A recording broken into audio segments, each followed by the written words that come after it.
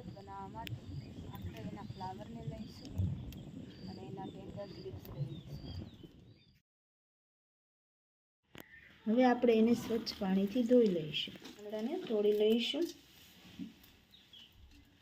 હવે એમાં આપણે 1 ગ્લાસ જેટલું પાણી એડ કરીશું. સાથે ઉકળવા મૂકીશું આપણે. હવે આને આપણે ઉકાળી લીધું છે એટલે આને ગાળી લઈશું.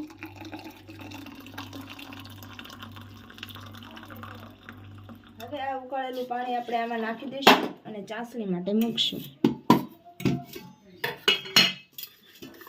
એમાં જરૂરિયાત મુજબની ખાંડ નાખી દઈશું.